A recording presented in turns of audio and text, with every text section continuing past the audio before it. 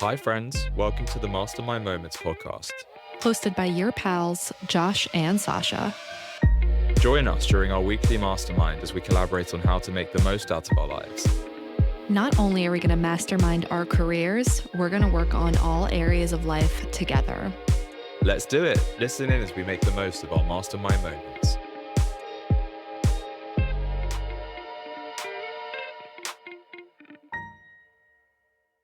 Hi, hello, howdy. Hello, how are you? It's pretty crazy right now. Today is the last day in my apartment. I have to leave. I have to vacate tomorrow by 11 a.m. So it is my last day here and I'm pretty sad. I've just been I've been on a bender for anyone listening, I'm sorry that I sound a little congested, okay? I've been on a bender the last 10 days. I got home like a little less than 2 weeks ago from my parents, and it's just been nonstop seeing people and having visitors and going out for Art Basel, and it's been nonstop. So literally, I think it was Monday night, my body literally just crapped out on me. It's like you can't. I was at a yoga class and I literally got 20 minutes through the yoga class, and I was like, I can't even be here right now. I have to go home and sleep. Yeah, that'll happen if you push your body too hard, of course. Yeah. How was Art Basel? Well, it was amazing, and we'll get into it for sure. And that's funny because the wheel question, spinning our wheel, is what's the most fun you've had with friends recently? Which is great to answer for what's been happening. I got home, just to give you guys an update about what's been happening. I got back to Miami the day after Thanksgiving. I had guests come literally the next day. I had guests from Australia for 3 nights, and that was jam-packed, obviously showing them around Miami and balancing work with that and just figuring all of that out. As soon as they left, I had 1 day to myself and 1 day to just do some stuff. And then it was nonstop. I was just to give you the timeline, I went out with my friend DJs at a local bar. So I went out, and then we all, a bunch of our neighbors came back. We were up till 2:30 in the morning smoking hookah. And then the next day, I was at a wellness event all day, and then got home, had that evening to myself. The next day, this is crazy. I had 24 hours, ready? I got up at 7, did a wellness event all day, which was amazing. Deepak Chopra was there and did a meditation. It was Joe Jonas. It was Goldie Hawn. It was Ashlyn Harris. It was all of these amazing speakers and this incredible event, which I'll definitely be sharing about. I just have been so behind on the content. I did that all day, literally left from there, was stuck in traffic for 2 hours, went to a dinner with my friends. After that, got home. I had a interesting visitor come, which I'm not going to share publicly, but I'll share privately with you. I think I have shared privately with you. Yeah, we spoke about it. I had a interesting visitor come to visit. They met me here. We went to a pregame, and then we went to Club Space until 7 o'clock in the morning. So I was up for literally 24 hours that day. Got 2 hours of sleep. The next day, I got up, did breakfast, whatever, went to see some art, came back, took a power nap watching Harry Potter, and then literally had everybody over for a pregame that ended up into the postgame because the pregame is always the best. So people were at my place until 3 o'clock in the morning. Next day, 5 hours of sleep, get up, see more art, and then we get back, and literally in 10 minutes, we leave to go to this party thing down the block, and then it's Ez and all them, you know them. And then we all end up back at Ez's until 3 o'clock in the morning, and then I get up, and then it's fucking getting back into work and all of that, and literally my body just gave up. It just gave up. That's surprising. That's a big shock. Yeah, so now I'm just these 3 days, I'm tomorrow, it's yesterday, today, tomorrow, I'm really not feeling well. And I'm moving. I have all my boxes. I have all this stuff here that I have to give to my neighbors. And then I have 5 boxes I have to go ship. And I have 3 duffel bags with all of my stuff I'm taking to the hotel tonight. And I will be checking into the hotel tomorrow, but I need some help moving the bags. So my neighbor's going to help drive me over there and bring the bags. And see, tonight's the last night I'll probably be able to go to the local bar with my friend DJs and enjoy my friends. And yeah, it's been that's how I've been having fun. I've literally gone back to back to back every day since the 30th of Of November. November, yeah. Wow, I mean, that's a lot. That's intense. But it sounds like you've had a good time until now, of course, until it's caught up with you. But it sounds like you've had an amazing time. Yeah, like the fun has been incredible, incredible. What about you? So what was the question?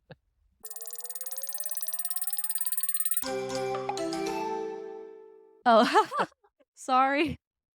The question was, what's the most fun you've had with friends recently? The most fun I've had with friends recently, probably I've got a very similar story actually, but not to the same extent. I went Yeah. to a rave on Saturday at Drum Sheds, which is, I'm not sure if I've told you before, it's like a converted IKEA. It used to be an IKEA. So it's this huge warehouse. It's one of my favorite rave venues in London, in the world actually, but especially London. So yeah, I went there to see Bicep. Do you know Bicep? Mm-mm.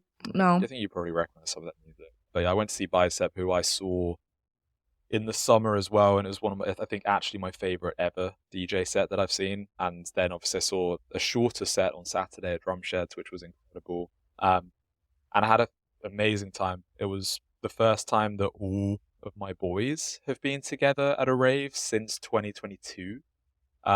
Which there's usually three of us that go, and one of them that doesn't really like that scene. He's more of a kind of rock indie music vibe, and we don't really like that. So we never really go to gigs together. But he's actually just got the news that he unfortunately lost his job, so he's lost his visa sponsorship, so he's going to move back to his home country in a month, which is really sad. So he thought he'd take advantage of his time here and come join us. So it was all of my boys, our girlfriends, other friends from, it was just an incredible group to go with. And I had an amazing time. However, on the flip side, I did quite a significant amount of drugs. I know I've spoken about this so many times before on the podcast. I've spoken to you so many times. This is going to be my last time, right? In fact, I was listening to a clip from one of the other episodes, I think possibly episode 2, one of the early episodes, and I was clipping it for our social media. And I said exactly the same thing in that. I'm done with drinking, done with drugs. And this is way back in July, August. So I say this all the time. And I really saw this time on Saturday as the last time. So I thought, I'm going to go out with a bang. I'm going to do everything that I have. And Right. it's, in hindsight, it was an absolutely fucking horrendous idea because I had an incredible time for 3-4 hours, but I'm feeling it this week. I'm really, really Yeah. feeling it. It's really caught up with me. I was driving to my mum's yesterday. I actually thought yesterday that it was all over. And then I drove to my mum's. It's like a 10-minute drive from my place, and wasn't thinking about anything. My brain was fried. There was nothing happening in my brain. And I just started crying. I just burst into tears because that's what happens. So that was stupid. But I guess a fairly similar story in that I chose to go out and have fun. I mean, in a different way, but I chose to go out and have fun. It's caught up. But that was the most recent time that I had with friends.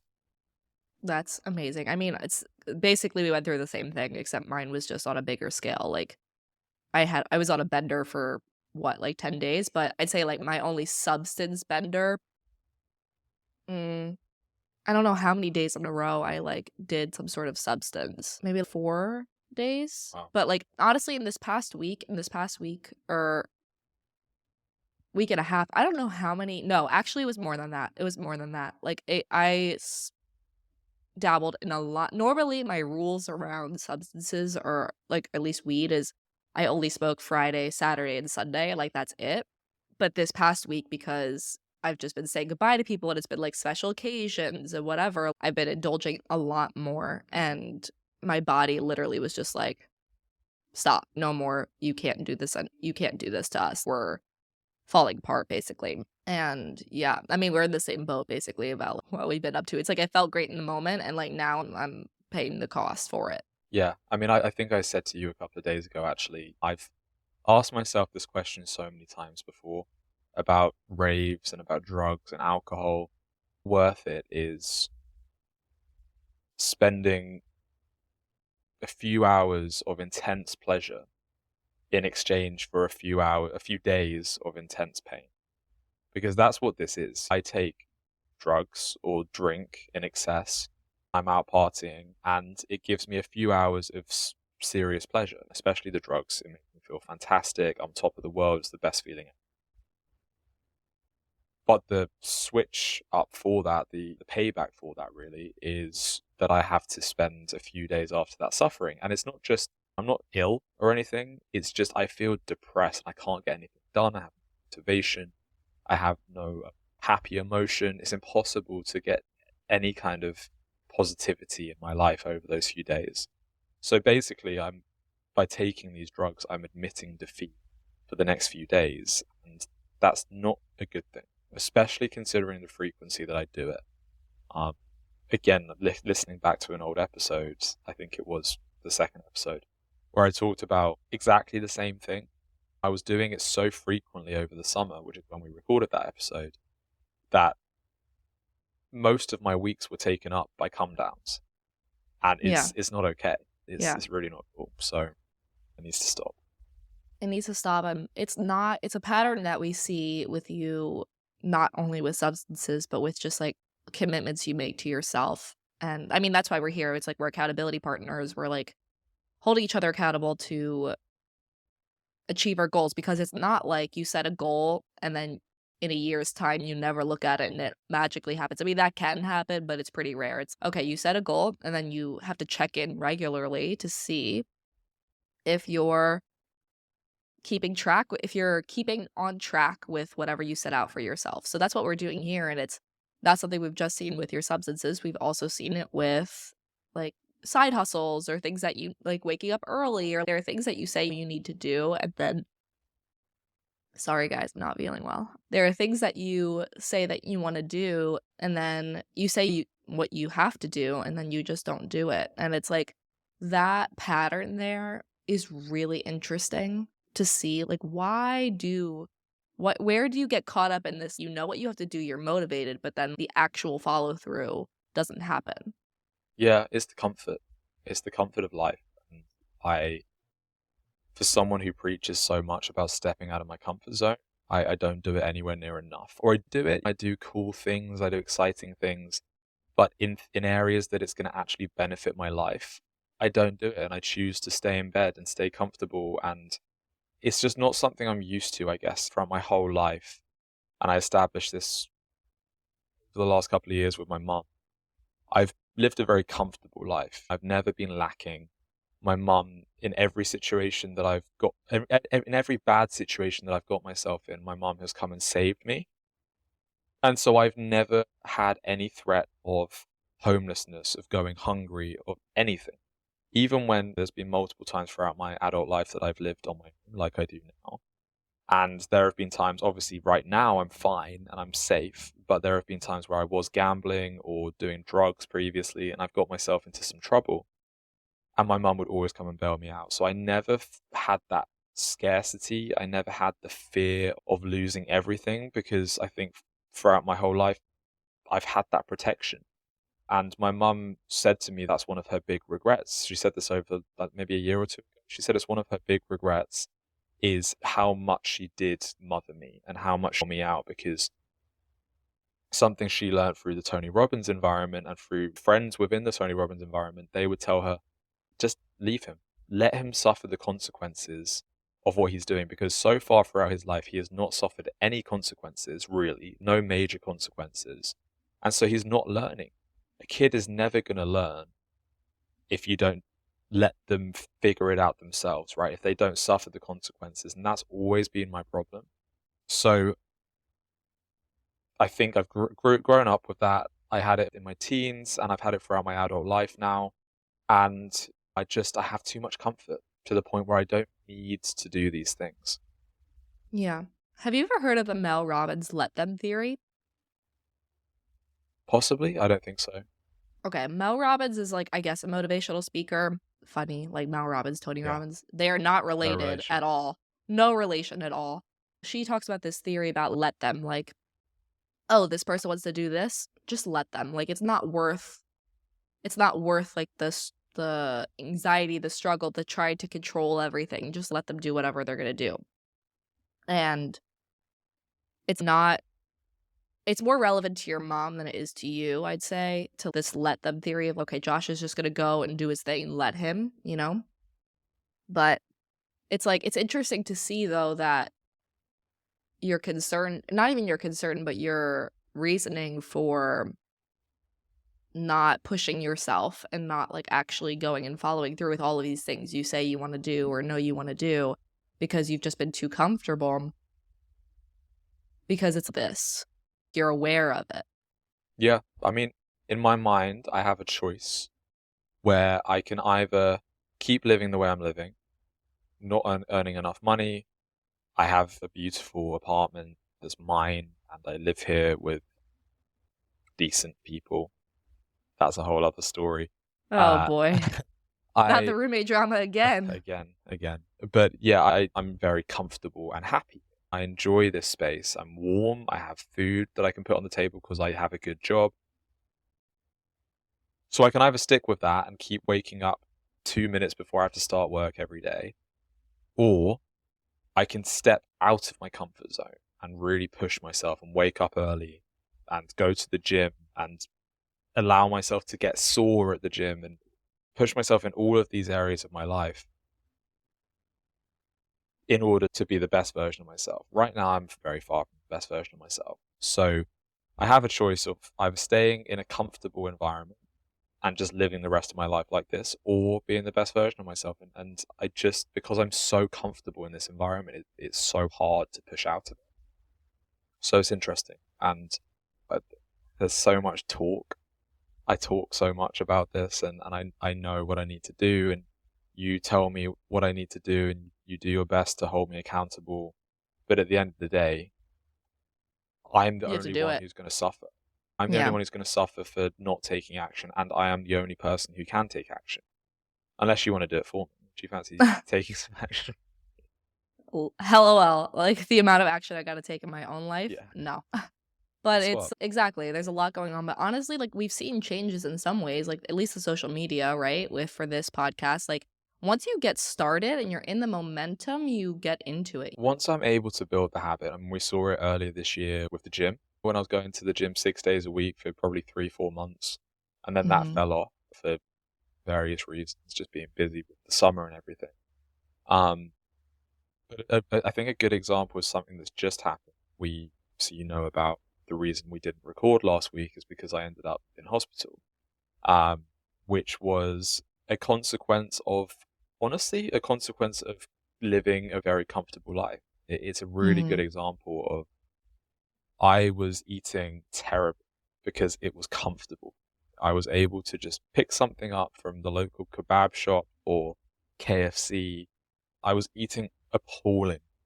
No vegetables at all. No fruit. I was just purely eating just processed shit, to put it lightly. Yeah. And I was so comfortable doing that since I've moved out, because it has been pretty much since I moved out that I've been doing this, which is 7 months. I became so comfortable doing that I just let it happen and let it build up, and then in hospital because I was so severely, I don't know how much detail to go into, but it was really bad. I'd had a lot Yeah. of build up, and I ended up losing close to a liter of blood, which is, I mean, Wow. that's a huge amount, I think. I mean, my Yeah. understanding is what we have 5 liters, I think, in the body or something like that. And I lost maybe a quarter, a fifth of that. So it was really scary. It was a wake up call. I ended up in the hospital twice because of it. And from that moment, I decided to fix my diet, and I have been eating insanely healthily for the last week and a half. It forced me to take action because suddenly my comfort had become uncomfortable. Yeah. And so I've been eating zero processed foods. Well, probably 95% clean diet. There have been a couple of things where it's been like fish and chips. Literally, that just happened yesterday. So generally, I've been really healthy, Right. and I was forced into action. So it's an interesting example of suddenly I was uncomfortable. I was suffering the consequences of my actions for once, and I've been forced to do something. So I can't expect that to happen in every area of my life to push action. But it will though. It will. Like things have to, it's going to be one of two things. It's either going to be something, it's one of two areas in life. Something is either going to be so exciting and so enticing that you move towards it because it's inspiring to you and you just have to do it. You can't not do this thing. It's so exciting to you. That's one thing to make change happen. And the other way to make change happen is when the situation gets so bad that you have to change, like you hit rock bottom and you have to change. And it's one of those two things in every area of our life. And it's the way that we get leverage over ourselves is something enticing enough to move towards it or something painful enough to move away from it. And that's how we get leverage in our lives. And it can go both ways. It's just not the healthier way per se, but the way that's less painful is the first, where you're moving towards something you're super excited about as opposed to moving away from something that's super painful. But it's both are true and both are accurate. So it makes sense why you have to do this way. Yeah, no, exactly. I mean, I read something a couple of days ago about there's a couple of ways that you can reprogram your mind. And if you're not talking, actually, I think the article was about reprogramming your mind using psychedelics, which is a whole other topic, which I don't really believe in. I think with psychedelics, I was actually speaking to someone at the rave about this the other day. I think they give you a lot of insight in the moment in those few hours, but actually how many people who do those psychedelics, they have this crazy clarity and epiphanies, but how many of them actually stick to it? They probably forget about it because they're so fucked up in that moment. So anyway, that's a whole other topic of conversation. But A the whole other other topic, yeah. the other thing they were saying was about hitting rock bottom. And that's when you're in the best position with your brain to reprogram your mind, because your brain doesn't know how to comprehend things anymore. It isn't working. Your brain acknowledges that whatever you're doing isn't working. And so it's so much easier to reprogram your habits and your way of thinking. And I guess, again, a good example of this, the two good examples of this are the first things that come to mind as to when I've changed my brain and changed my habits off the back of hitting rock bottom are recently with my physical health and almost 3 years ago with the gambling. I hit bottom. My brain was just exhausted. It couldn't take any. I Yeah. then decided to take action because I was at rock bottom and I was able to reprogram the way I think. And 3 years later, here we are, and I'm still going with that way of thinking. Hell yeah. Hell yeah. So, yeah. So you'd say that from hearing what you have to say, I'm hearing that physical health hit rock bottom in the last 2 weeks, but you are making adjustments and really working towards it. And I also hear that like fun and friends are doing really well right now. Is that right? I would say so. I think fun and friends are doing really well. Physical health has been not good. My career has been going well. It's still, I'm continuing with that. Again, I guess I hit rock bottom with work, didn't I? I served my notice. I was ready to leave.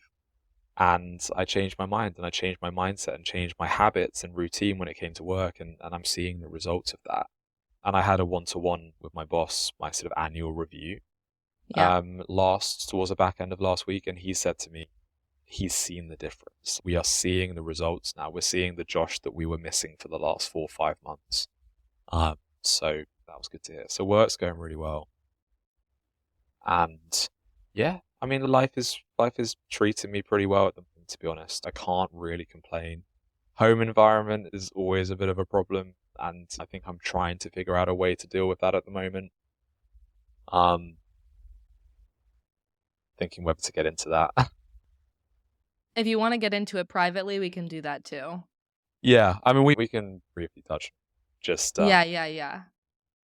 So I don't know what I last spoke about with you on this, but my flatmate's new boyfriend, it's been about a month and a half, effectively moved into the place. And it's a 3-bedroom apartment, so it's a decent size, but it's not big enough for couples to live in, right? And it's in our contract saying that couples, your partner can stay for a few nights a week, but if they're here 7 nights a week, 7 days a week, then that's a problem. Wear and tear, they're going to cause damage more quickly, or there's more chance of it. The bills are going to be almost 50% higher because of the heating, the water bills, just everything. So it is a problem. And I said to her very politely, I said, listen, he's spending a little bit too much time here. Me and my other flatmate have girlfriends. and they spend max 3 nights a week in the place, and then we split our time between their place and our place. Why can't you do the same? And it was very polite, very honest conversation. It was fine. But then they kept doing it, and it got worse to the point where he was here all day, every day when she wasn't even here. So he literally was living it. Yeah. And I just went and I said, he is going to have to start paying rent. You can do half the rent or whatever. You can do, he pays $450 a month or however you want to play it, but he needs to be paying. He needs to be paying towards the flat. And she didn't like that and went off on one, and then eventually accepted it, but she didn't seem to understand why he should be paying rent. He's here, he's using the flat, he's living. I mean, I'm not sure how would you agree with? Yeah, I mean, if it's in the contract that there are no couples, and if it's laid out that like maximum 3 nights a week, and if that's all laid out there, then that's fair. I mean, if that's laid out in the original terms, it's laid out in the original terms. So Yeah. I think that's fair completely. Would you say it's fair though to have that in the contract? Yeah, I would. In certain situations, no, but it's your home.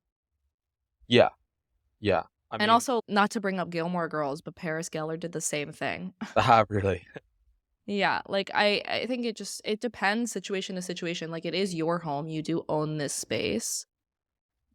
It does get more crowded when people move in, and I think it's fair for people to chip in when they're living somewhere. So Yeah. I think, yeah. So it didn't go down too well. Eventually, she just accepted it by ignoring me. We had the conversation initially in person, then it moved to text because it was becoming a bit frostier, if that makes sense, and we needed it in writing.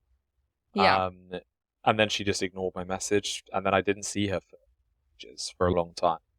Then there was a whole thing where I got home one night and she'd left the door wide open, and which is serious. That's a real security risk. I live in a good part of London.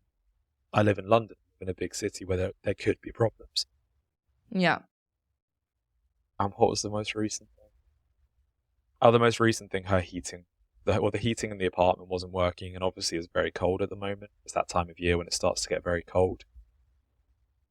And I fixed the heating, and then about a week after fixing it, she wrote to me with a very legally worded message. Like, it wasn't from her, it was clearly either ChatGPT or a lawyer had written this, basically saying that the apartment's too cold, there must be a way to combat this, basically raising a formal complaint that it's too cold, that we need the heating on for more hours of the day.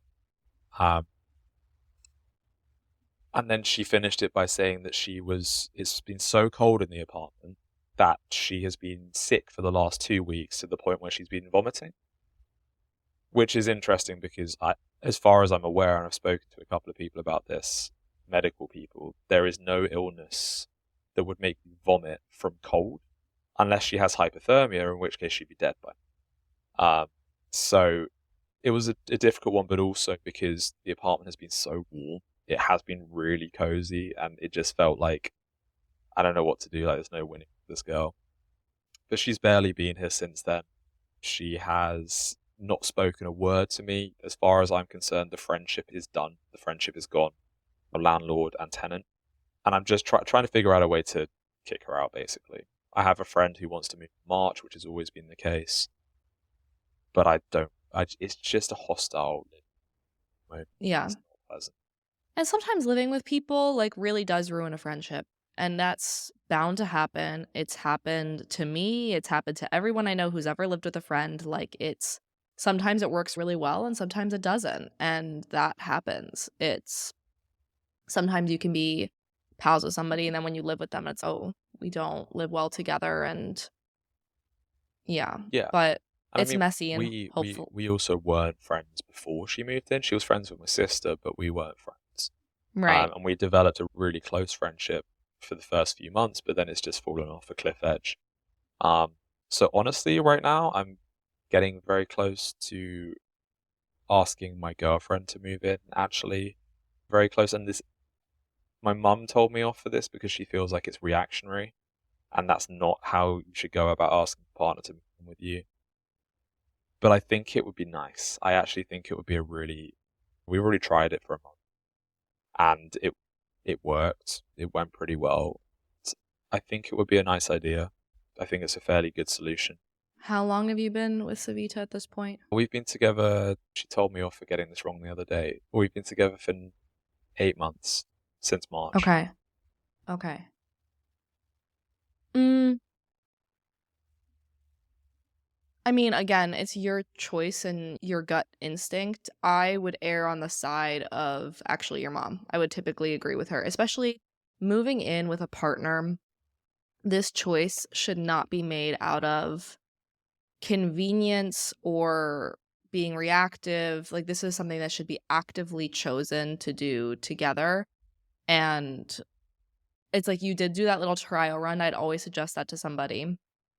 But I mean, listen, I'm living the fucking tale right now. I'm living the reality of what it looks like to live with a partner and have to split up. And typically, like, when you live with somebody, it typically leads to commitment and marriage. And did I think that was where everything was going? Yes. Is it going that way? No. But it's something that should be an active choice and not necessarily like a reactive choice. Those are just my 2 cents on it based on my experience. But like, I understand logically where you're coming from. I just don't. I think I'd agree with your mom on this one. Okay. We'll see. I think I have to ask myself the question, am I being reactionary here? Is this, do I really, of course, I was going to say, do I really love her? Of course I love her. That's a horrible question to ask myself. Of course I love her, but is this me, do I have this burning feeling towards asking her to move in with me because I want to live with her or because I want to kick this girl out? And I think it's a bit of both. I think I do really want to. But then I also think we've only been together 8 months is very soon. I mean, I'd give it at least a year. Yeah, I mean, I've spoken to people who've said give it at least 4 years, 5 years. But, I think that's a bit extreme. But yeah, Well, I think... I mean, let's acknowledge listen, like, I'm a cautionary tale, right? Like, I was with it's so weird to say ex-boyfriend. I was with my ex-boyfriend for 4 years before we moved in together, 4.5 maybe, before we moved in together. And honestly, our relationship was amazing. Like, it was so good. The issues that we had that caused us to split up, and the boundary I've set is that I'll talk about how I'm feeling about it, but I'm not going to talk about why it happened or what happened. But I will say that all of the issues that ultimately led to our eventual split, I would not have been able to know them until we moved in together, because our relationship was so incredible. I mean, it was incredible until the very end. Like, I was very happy until the very, very end. And this was all a very sudden shock to me. But the challenges that we had, I literally could not have known until we moved in together. And that's something that's like it's scary to me, honestly, like thinking about moving in with a future partner, or even talking to friends who are considering moving in with their partner. It's something I want you to consider too. Is like, first of all, like, you should definitely, I mean, I believe that you should really want that actively as opposed to just being a solution to a problem. Like, I'd err more on the side of bringing your friend in before your girlfriend for you to really decide, because once you move in with somebody, you're deciding, okay, I'm committed to this. And for me, that's what that was. Like, we were very committed to this relationship and gonna take it the long haul and really ready to just be in it for life. And that's not what ended up happening. But it's once you move in with someone, that's where you're going. And the split up process when you're moved in together is very painful. Of course. And because I'm not just being ripped from my relationship, I'm being ripped from my home. And we can get more into that when we talk about my shit, but it is something to seriously consider. But it's also at the same time, like, there are things that you really won't know until you live with somebody. Of course. Like, you really just won't know. Yeah, no, I know. Well, I think it's something to think about. It is one of the main sort of topics that I'm mulling over at the moment, because I don't want to continue this environment. It's not pleasant. Can I wait till March? I mean, it's 3 months from now, probably. I barely see her at the moment, which is fine. But then when I do hear her in the kitchen, I'm like, I have to hide in my room, and that's horrible. In my own place, I own this place. That shouldn't be the way. I just want to be comfortable to go and sit in the living room and watch TV. And so 3 months, for the sake of a long-term future with one of my best friends, I think it is probably worth it. But yeah, there's a lot to think about on that. Yeah.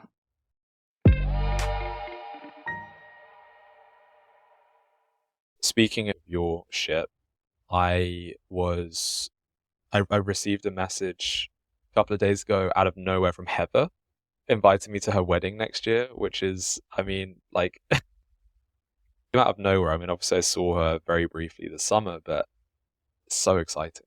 I really want to Yeah. go. Oh my God. That sounds like a freaking blast. I have a text from her. I haven't opened it yet. Honestly, my phone, this last month, honestly, it's been the most amazing thing. And I'd say Wheel of Life, like the best thing for me in this whole experience and how shitty my breakup has been is my loved ones, my friends and family have never been stronger. Like people are reaching out to me left and right. My phone is constantly blowing up. Like I always have 20 to 30 texts to respond to.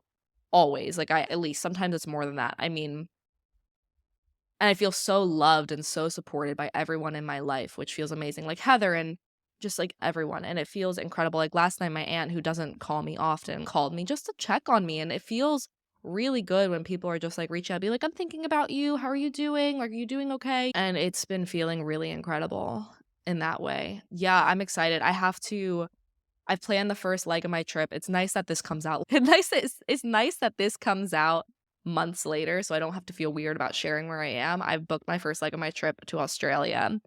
So Australia and New Zealand, which I'm really excited about. I have to do all like the specific dates within Australia and New Zealand, but for me, like mountain of logistics I'm going through is actually insane that Imagine.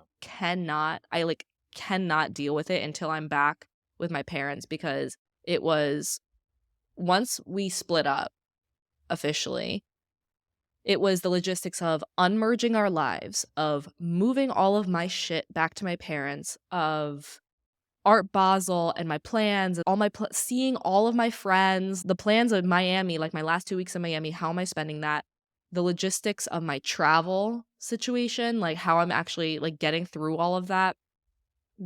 My for work for my 9 to 5, it is my busy season. I am slammed constantly. And then I've taken at this point, I think I've taken a month off my personal podcast. Thankfully, everything's been planned out like a month in advance. So all the content is set until like mid end of January, I believe. So I've taken like I thought I was only going to take a week or two off, but I've taken like a month off at this point because I literally just do not have the space to deal with anything. So for me, it's okay.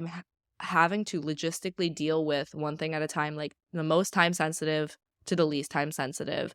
So it was unmerging our lives first, and then it was with all the logistics calls with my ex, and then it was like seeing my friends in Art Basel and enjoying Miami and getting those plans sorted, and really being. And I'm so present in these last 2 weeks, like so present with the people around me in Miami, so present in experiencing my last 2 weeks here, which has been really amazing. But it's also just all of these other logistics are still piling up that I'm like under a tremendous amount of stress. And right now right now my main concern is moving my stuff. I literally have to be out of this apartment basically in 24 hours at this point. So Why such a specific time? we just agreed on a date and a time. Yeah. We negotiated. I negotiated for more time. We were both like not thrilled with the compromise at least, but I negotiated for having a little bit extra time. I'm like, you're ripping me from my home. Give me 2 weeks. Like, I have friends here. I have an entire life here, and to say goodbye or see you later to all of that is a lot. So it's okay, that's what I've been focused on the last 10 days, and now I'm today and tomorrow, basically today, like, focused on moving all of my stuff. Um, and tonight, like, one last hurrah. And listen, I'm in town until Sunday, so I still have some extra time to see anybody, do anything I want, like, whatever. Like, I still have that time. I'm just gonna be staying at a different place in Miami, so I'm not gonna be able to go on my regular walk or see my friends who live nearby. Like, I'm gonna be, like, 20-minute Uber away from everybody, Yeah, so. yeah. And also, Miami's the biggest small town ever. I don't really wanna run into him. Like, I've made it very clear to him that I do not wanna see him in person. And he disagreed with that, like, he wanted to help me, but I was like, "No." But yeah, Wheel of Life-wise, friends and family are going really well. My fun has been going amazing, like, I've just been having a fucking ball, just, living it up, saying goodbye to Miami, Art Basel, like partying like crazy, just not even just partying, but other stuff too. Some of the fun and friends have been, and like family have been top notch. And then, physical environment is very low. Career is not going, I mean, career is going fine right now. I'm staying afloat, but I'm not, like, I have taken a month off of this podcast. Like my 9 to 5, I'm like, really, I'm just staying afloat at this point. So that area is not going well. My physical environment, I'd say, is like probably the lowest right now. I'm truthfully so sad. I am so sad to be leaving this apartment. I don't think we've recorded anything since I've been back, have we? I mean, you knew we recorded an episode while I was in like staying with my parents. We might have done one or two, I have no idea, but it was really going through it. And coming back to Miami, even though I'm in our home, the home that we built together, I just feel like a million times better. It could be the weather, it could be the fact that it's warm here and I can be out in shorts, and like I love Miami. Like it took me and listen, everyone can go back and listen to these episodes. Like it was really a challenge for me like to build community here, and it took a long time for me to feel good. But it's 2 years hit and I finally felt great. I love it here. I love the building. I love that I'm so close with a lot of my neighbors. I love that I've built community here. I love the environment. Like I love my life here. And I didn't want it to end. I did not want it to end. I did not want everything to go down the way it did. And I'm really sad. And to be honest, I'm angry too. I'm really angry that it had to all happen like this. And I know my physical environment's pretty much at an all-time low right now because I literally am about to not have a home. But I mean, my physical environment's also gonna come end of the year. Like I really have 2 weeks at home to enjoy Christmas, to enjoy the holidays. And then I have my entire year to try, at least a year. I could go for longer if I want, if I don't feel like I've had enough time, because let's be real, like I think about all these places I want to go and I'm like, do I even have enough time to go everywhere I want to go? I don't know. I mean, I could always do it for more than a year, but my physical environment's probably going to be at an all-time high, like just traveling around, bopping around. It's really exciting. But for now, I'm so sad. I'm so sad to be leaving. I'm angry that all of this is happening and that I'm being ripped away from my home like this. And people keep telling me, they're like, well, you could have stayed in Miami. Yeah, I could have, but Miami's the biggest small town ever. Like when I leave my apartment, I always run into somebody. I can't risk running into my ex right now. Like I'm too fragile. It's too fresh. Yeah. And that's really tough. The romance part, obviously very low. I have dabbled in this past weekend because this is coming out in a couple months. I don't give a fuck. And you know all about this, and we've talked at length. This past weekend during Art Basel, I did dabble in some romantic relations with not a new person, but a person that I used to dabble in romantic relationships with. And it was a really interesting experience. That's what I'll say around that. I feel really proud of myself for maintaining my boundaries within the whole situation with this person. And I'm glad I did it, but it didn't quite feel right. So Do you think maybe partially it didn't feel right because of how fresh everything is? Maybe you're desensitized in a way? Or is it more to do with the actual sort of relationship there?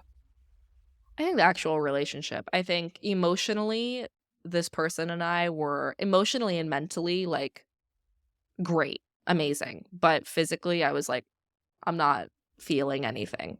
And that's okay. That's okay. The important thing is that, okay, it's been like about a month since, it's been pretty much a month since the split. And it's okay. I tried. Like, I'm in the process of trying. I'm going to be in the process of trying for a while. I'm not looking for anything. It's funny because I was thinking about like, what difficult thing. I always do 1 to 2 difficult things every year. And it's okay. What difficult thing do I want to do next year? And I'm like, no freaking boyfriends. None. Like, no labels. Just be single. Like, I haven't been single for more than 6 months since I was 14 years old. I was about to ask that question. Wow. 14. Yeah. I Yeah. think it'd be very healthy for you. I think so too. So no boyfriends next year. And if anybody really strikes my fancy, okay, they can wait. And I can wait too. You can do that? Yeah, I Yeah. think so. I think so. And this person, like, that happened to, that I happened to dabble with this weekend was so into it and so into me. And I was just like, no, I'm not there, which is really nice to evaluate where you are yourself. But yeah, honestly, life is, and then physical health is not doing well either. Like I'm obviously, same as you, I push my body to the limit and I'm suffering for it now. I mean, thankfully, like I'm right on the edge of something, but I've just been prioritizing sleep and rest and hydration and all of that. So that's where I've been. But for the most part, it's like friends and family doing well, fun's been doing well, physical environment is not, romance is like not doing well, but I tried something new. Yeah. Yeah, What I are your think I think thoughts? with romance you don't want to push it too soon. It's to be doing well when it's just been obliterated. Someone's just thrown it off a cliff edge, and you can't expect to just be able to jump straight off and pick it back up, right? Um, I mean, you can and you can try, but I would give it time. Just let it naturally mend and get to the point where you feel comfortable in those sort of dating situations, or whether it's just flings, or obviously you don't want to be doing anything serious for the next year, as you just said.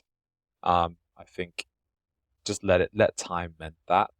And I think don't put too much emphasis, too much focus on it at the moment. I think you need to focus on the other areas of your wheel right now. Yeah. So, I mean, physical health, as we discussed at the beginning of the episode, you have had a lot of fun, and as a result, your physical health has suffered. But did you just say as well that you're really focusing on sleep and recovering from this sort of bad physical health now? Are you actually doing anything to counter that? Yeah, it's just sleep and hydrating. Like the last 2 nights I've made it a priority to sleep, like just be in bed for 12 hours. Like last night I went to bed at 7:30 Wow. and I slept for 12 hours. God. Yeah. Or 11 hours or something. The night before, same thing. Like just trying to sleep and hydrate as much as possible. And it'll be a little bit slower when I go back. When I go tomorrow, I check into a hotel for my last couple of days in Miami, a very iconic Miami hotel. What an amazing way to send off. I'm staying at the Fountain Blue. Nice. Yeah, super, super iconic Miami hotel. So I will be there and I'm really going to enjoy like just resting, chilling out, really enjoying that experience. But yeah, just prioritizing rest and recovery. Yeah. And I have 2 more workout classes I have to use before I leave or else I'll lose them. So I'll have to go for 2 more workouts before I leave. And So you have been yeah, working out? no, I have not.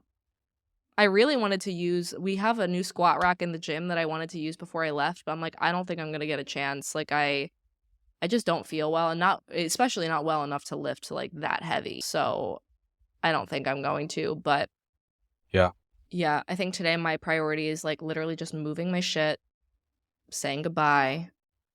Tomorrow, just deal with Yeah. what I'm dealing I with. mean, it's this romance and physical environment. Well, again, your physical environment is just everything that you've been for the last however many years has just been taken, crushed, right? And I think physical environment is one thing that you can see healing from soon, because right now you're in Miami, you're having a good time there.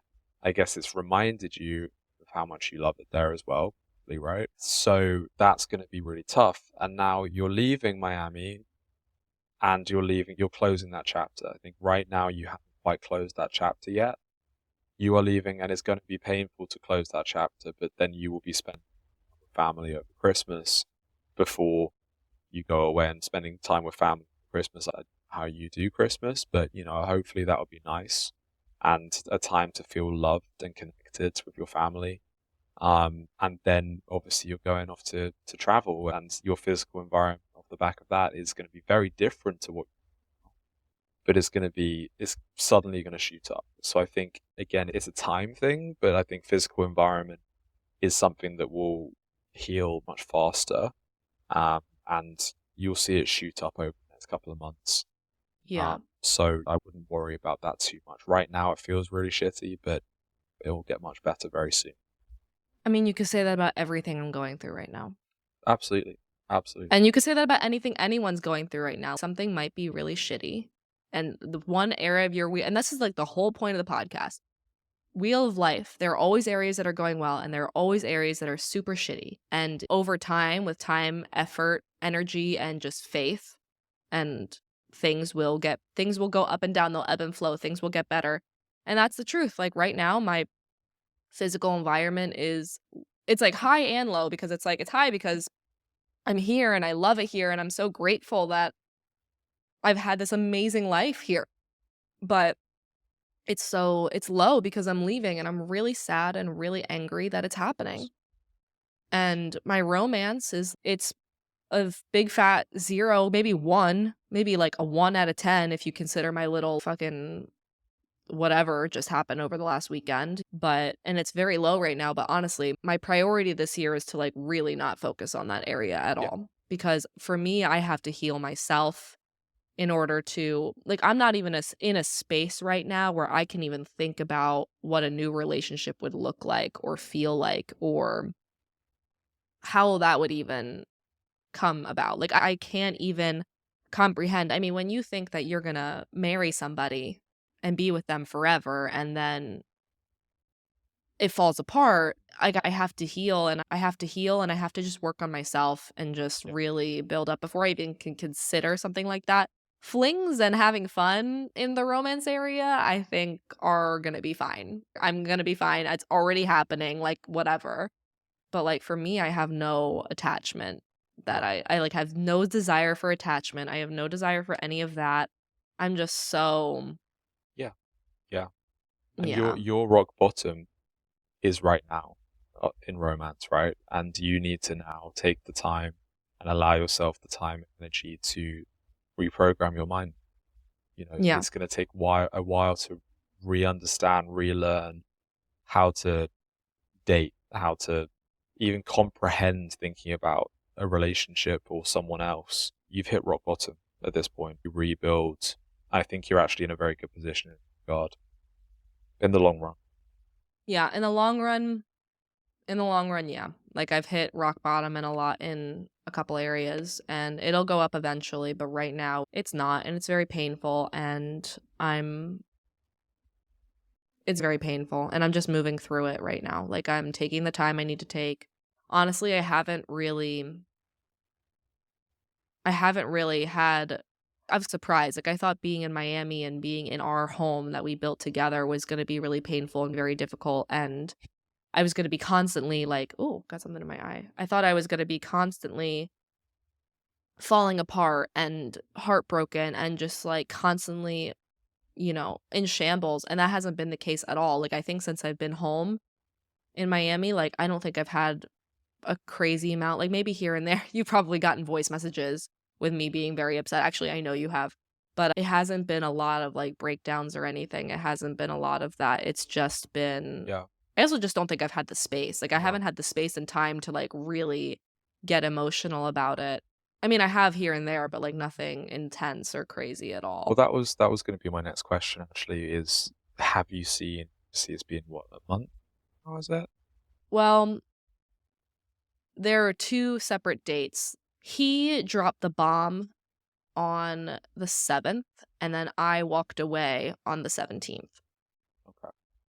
Yeah. So a little So, bit. I guess you could call it mutual because he was the one to that's how I describe it, is like it was a 10-day breakup basically. So he dropped the bomb, which we recorded in the middle of that with Katie.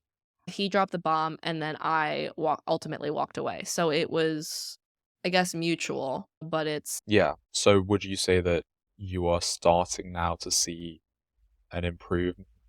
Are you starting to feel anything differently to how you were 3 weeks, a month ago? Or how do you feel about it now compared to when it was completely fresh? honestly better. Yeah. Better. There are a couple of different things. And I definitely talked about this with you on a voice message, that I was telling myself when all of this happened. I was like, I gave everything to this relationship. I gave it 150%. Anything that I could have done to make him happy, anything I could have done to make it better, I did. And I bent over backwards in more ways than anybody who doesn't know the full story could understand. And at first I kept saying to myself, I kept saying, oh, I did all of this work and I gave everything to this relationship and it still wasn't enough. And then I decided neuroplasticity wise to change that where no, I gave everything to this relationship and it wasn't appreciated. And understanding the difference between those thoughts because it was enough. It was more than enough, the amount that I was giving. It just wasn't appreciated. No. And that's made me feel better. And the fact that I did give everything really does the fact that I did give everything brings me a lot of peace. There were two things that brought me a lot of peace. The fact that there is no regrets for me. Like there's now thoughts of, oh, could I have done this? Could I have done that? Could I have done better? There was none of that. It was just I'm at peace that I did everything I could have done. And then there's another aspect to this whole thing that brings me a lot of peace that I will not be sharing publicly. You know all about it, but there's another aspect to our split that brings me a lot of peace knowing that sometimes people don't want to get better and sometimes people don't want to change. And it's not my problem anymore. And then also it's as far as I've had some conversations with very close friends and sometimes when you have perspectives from other people who know and love you, they bring up some points that you're like, oh wow, I didn't even think about that. And it like brings more peace and I'm like, oh, okay. Like I feel better and better. There's still some things that really upset me and some things that I'm still really feel heartbroken about. But for the most part, I feel better. And I was staying in a situation where I was making myself smaller and limiting my own growth. And for someone who's so growth oriented, why would I do that? Absolutely. So better, yes, but it's still so painful. Course. Honestly, like the last couple weeks since being like I spent 2 weeks after the split at home really grieving the relationship. And now I've spent 2 weeks in Miami grieving my life. And I'll probably go home for another 2 weeks and grieve my life here. But like these last 2 weeks, I've been so focused on saying goodbye to my life in Miami that I haven't really focused on the grief of the relationship because my mind has been so occupied being like, oh my God, these people that I've really invested a lot of time, energy, and love into, I'm not going to be seeing for at least a year. If I come back, like if I don't come back, it could be forever. Of course. Absolutely. Yeah. Yeah. But it sounds like you are on the trajectory. I always trip over that word. You're on the right path. And the fact that you are feeling better now is a good sign. And there's so many different areas of your life that you are going to be grieving, as you've just said yourself.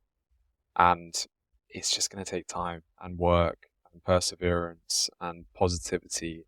I think right now you are, well, not right now, but since it happened, you have been utilizing all of those aspects and you'll get there.